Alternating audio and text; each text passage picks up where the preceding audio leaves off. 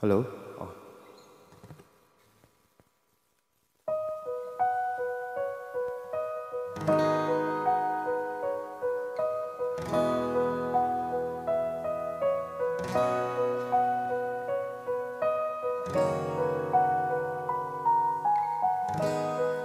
Nun bay dong le sa varumi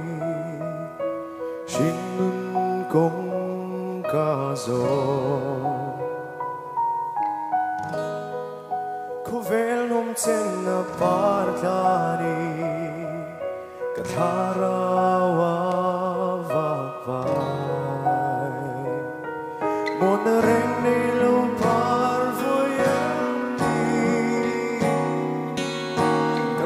Kal siam môi reng lo ô Giêsu nang dấu lâu chu come on na phong kim lên nun hát chôn na cầm nun công xuôi tôi đi xí cất khám muang nun na thar duom ka chẳng ta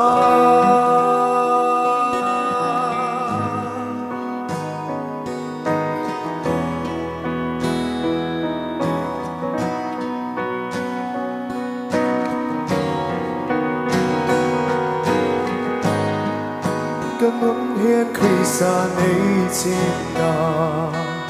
cả tha mua đi na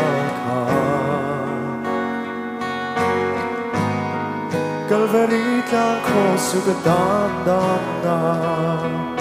ka faktok thei lova ka nun hui liam nu chui ve lo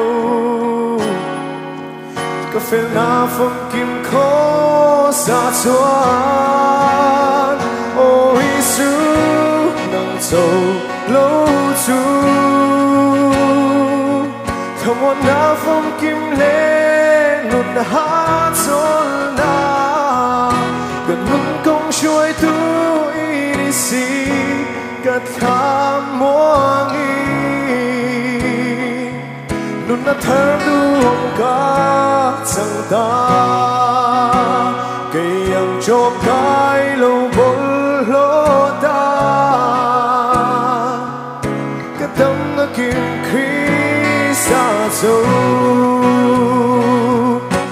Damna kim Kristian chuan Damna kim Kristian chuan Damna kim ka chẳng ta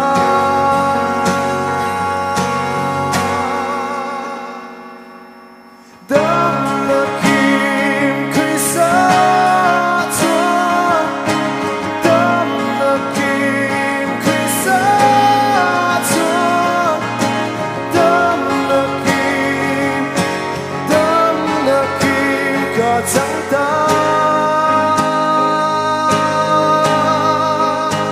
cầm mặt lâm má cross cầm đu lâm khô về cả hồi kilo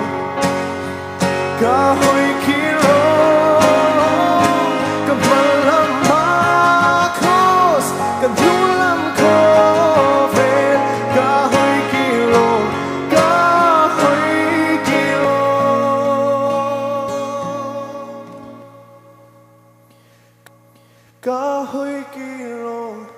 Cả hơi kilo